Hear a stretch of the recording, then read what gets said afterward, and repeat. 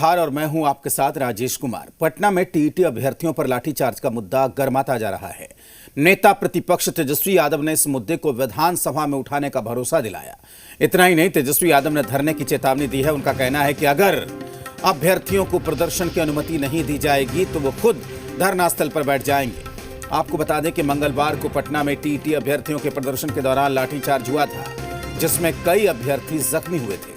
अभ्यर्थी प्राथमिक शिक्षक नियोजन प्रक्रिया को जल्द से जल्द पूरा करने की मांग कर रहे हैं। तो अभ्यर्थी काउंसलिंग की तारीख तय होने में देरी से अब नाराज नजर आ रहे हैं। टीईटी अभ्यर्थियों पर लाठीचार्ज का मुद्दा गर्मा गया है।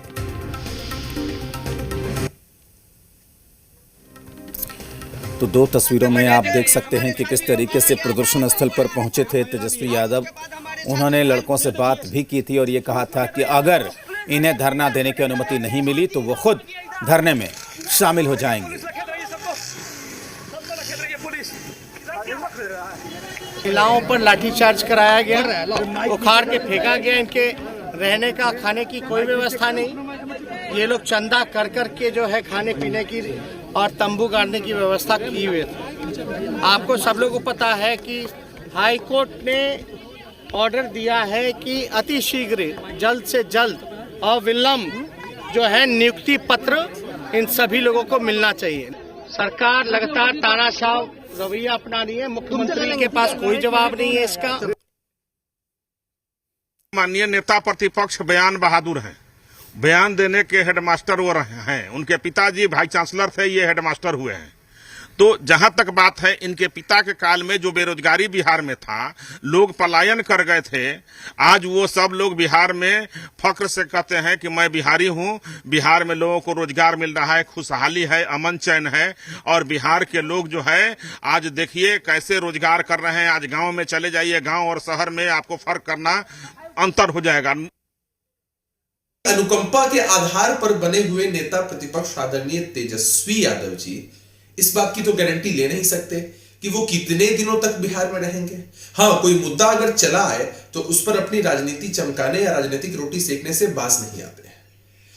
आप इतिहास पलटकर देख सकते हैं, जब भी बिहार की जनता को उनकी जरूरत पड़ी है तो हर मौके पर वो नदारत रहते हैं।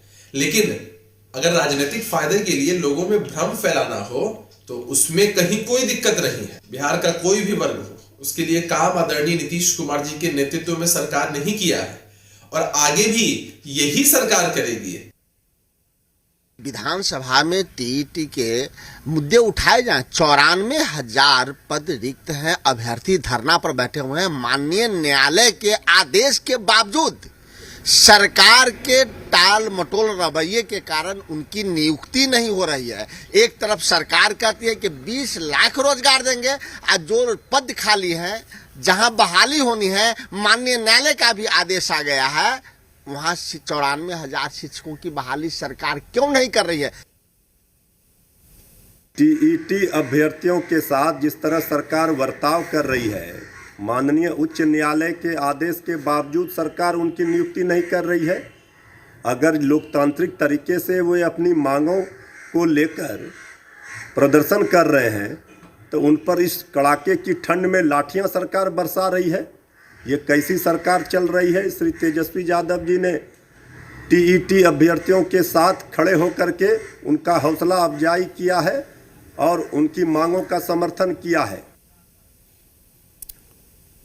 तो टीईटी शिक्षक धरना दे रहे हैं और धरने में शामिल हो गए जाके तेजस्वी यादव। उन्होंने कहा कि अगर छात्रों को, अभ्यर्थियों को धरने की अनुमति नहीं मिली तो वो खुद धरना स्थल पर धरना देने के लिए यहां पर बैठ जाएंगे। जी मीडिया संवाददाता आशुतोष इस वक्त हमारे साथ जुड़े हुए हैं। आशुतोष, जिस तरीके से टीईटी का मुद्दा एक बार फिर से सुर्खियों में है, इसमें क्या अपडेट है और क्या कुछ हो सकता है इस पूरे मसले को लेकर आज? देखिए जरूर राजेश, और लगभग 94,000 पदों पर प्रारंभिक शिक्षक की बहाली होनी है, चरणबद्ध तरीके से बहाली होनी है। और जो टीईटी पास अभ्यर्थी हैं उनका साफ तौर पर कहना है कि जब सरकार ने तैयारी कर ली है, हाईकोर्ट की तरफ से जल्द नियुक्ति का आदेश हुआ है, तो फिर विलंब क्यों हो रहा है। क्योंकि उन लोगों की बेचैनी इसलिए भी है क्योंकि आने वाले समय में पंचायत चुनाव होने वाले हैं और जब पंचायत चुनाव में सभी नियोजन इकाइयाँ इन्वॉल्व हो जाएंगी तो उसके बाद शिक्षकों की बहाली का मामला जो है वो और विलम्ब हो जाएगा, मतलब समझिए 1 साल लगभग विलम्ब हो जाएगा। इसलिए जो अभ्यर्थी हैं वो चाहते हैं कि जल्द से जल्द पंचायत चुनाव से पहले प्रक्रिया शुरू हो जाए, पंचायत चुनाव से पहले उन्हें लेटर थमा दिया जाए। लेकिन सरकार की भी मजबूरी है, उनका भी अपना स्ट्रेंथ है और जिसके कारण सरकार अभी जल्दबाजी नहीं कर पा रही है। और यही वजह है कि चूँकि बहुत बड़े पैमाने पर बहाली होनी है और यही वजह है कि इस पर राजनीति होगी, इसमें कोई बड़ी बात नहीं है, क्योंकि एक वोट बैंक का भी सवाल है। और ख़ासतौर से तेजस्वी यादव ने साफ तौर पर कहा कि उनकी पार्टी का एजेंडा ही था ज़्यादा से ज़्यादा युवाओं को नौकरी देना। तो ऐसे में जहाँ भी परेशानी आ रही है नौकरी देने में या दिलवाने में, वहाँ वो लोग आगे आएंगे, फ्रंट फुट पर रहेंगे। और यहाँ तक कि उन्होंने ये भी कह दिया है कि बजट सत्र के दौरान इस मामले को सदन में भी वो उठाएंगे कि आखिर शिक्षकों की बहाली की प्रक्रिया में इतना विलम्ब क्यों हो रहा है। और आपने देखा होगा कि जिस तरह से उन्होंने पैदल मार्च किया, धरना स्थल तक वो गए इको पार्क से, तो स्वाभाविक तौर पर ये कहीं ना कहीं था, उनके जहन में भी था कि ये मामला बहुत अच्छा है और सही समय पर, क्योंकि मामला युवाओं का है, बेरोजगारी का है, तो इससे एक बड़ा समुदाय, बड़ा वोट बैंक तेजस्वी यादव के साथ जुड़ेगा। और वो इस लड़ाई में उनके साथ खड़े हुए, डीजीपी से लेकर सीएस तक को फ़ोन लगा दिया और जो भी अभ्यर्थी धरना देना चाहते हैं उनको धरना स्थल पर बैठने की इजाज़त मांगी। तो स्वाभाविक तौर पर ये मुद्दा जो है ये बिहार की सियासत के लिए भी बड़ा मुद्दा है।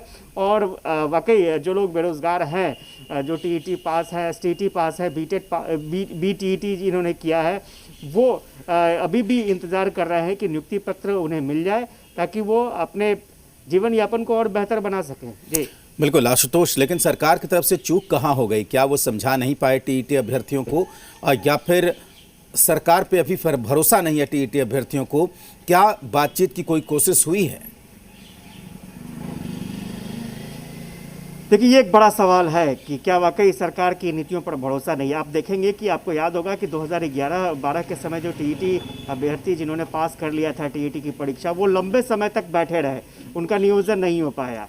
और उसी तरह से 2017 में जिन्होंने बीटीईटी पास किया है, वो भी इंतज़ार कर रहे हैं कि नियोजन की प्रक्रिया कब शुरू होगी, क्योंकि जो सरकारी प्रक्रिया होती है वो काफ़ी लेट लतीफ़ होती है और कब कहाँ परेशानी आ जाए, कब कौन सा शख्स कोर्ट में चला जाए। कई बार तो मामला कोर्ट में चला गया था जिसके कारण परेशानी हुई।